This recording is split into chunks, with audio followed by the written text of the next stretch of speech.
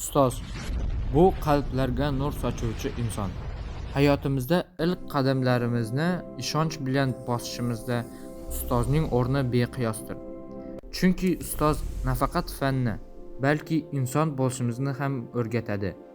Bugun men sizlarga o'zimning ustozim haqida gapirib bermoqchiman. Mening ustozim men uchun juda aziz insondir. Ustozim Turkiston viloyati Kentov shahridagi O'zbek Ali Janbekov nomidagi ko'p sohali gimnaziya maktabida o'zbek tili va adabiyot fanidan dars beradi. Sahiba Baxtiyor qizi bilimli, mehribon, muloyim, sabrli, adolatli inson. U hammamizni birday yaxshi ko'radi. Har birimiz uchun qayg'uradi. Qiyin paytlarimizda qo'llab-quvvatlaydi. Bizning yutuqlarimizdan xursand bo'ladi. Ustozim zamon bilan hamnafas inson. Darslarda u zamonaviy texnologiyalardan keng foydalanadi. Sun'iy intellekt elementlari, mulk lavhalar va taqdimotlar orqali mavzuni qiziqarli qilib tushuntiradi. Masalan, turli o'yinlar, onlayn platformalar, aqlli dasturlar orqali mavzuni qiziqarli qilib o'tkazadi. Shuning uchun darslarimiz qiziq o'tadi va darslarda barchamiz faol qatnashamiz.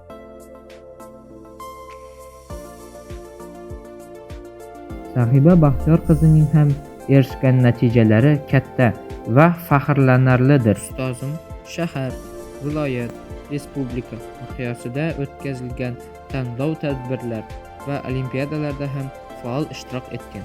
U ilhomim manbai Jonajon Vatan nomli respublika ijodiy tanlovining maqola yo'nalishi bo'yicha birinchi o'rin egallagan. Ustozim yana Ko'hna Turkiston farzandi ko'krak nishoni bilan ham taqdirlangan.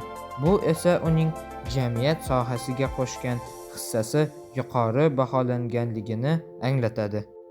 U gazeta va jurnallarga ta'lim sohasidagi yangilik, zamonaviy pedagogik uslublar haqida yozib turadi. Ana shunday izlanish va yangilikka intilish natijasida uning o'quvchilari ham katta yutuqlarga erishmoqda. Yaqinda bobomiz Mir Alisher Navoiyning 585 yilligiga bag'ishlangan tanlovda biz ham faol ishtirok etdik. Tanlovda Amerika, Niderlandiya, Yaponiyadagi vatandoshlar orasida birinchi o'rinni egalladim. Anarbayev Baxtiyor ustozimning o'quvchilaridan biri. Uning Osiyo chempion bo'lishi ham ustozimning mehnati, ishonchi, duolari samarasi edi. Ustozim faqat dars beribgina qolmay, turli madaniy, ma'rifiy, sport musobaqalarida ham qatnashadi. Har qanday tadbirlarda faol, tashabbuskor va mas'uliyatlidir. Shuning uchun ham biz uni hurmat qilamiz, ibrat olamiz. Men ustozim bilan faxrlanaman. Haqiqiy ustoz kelajak bunyodkoridir.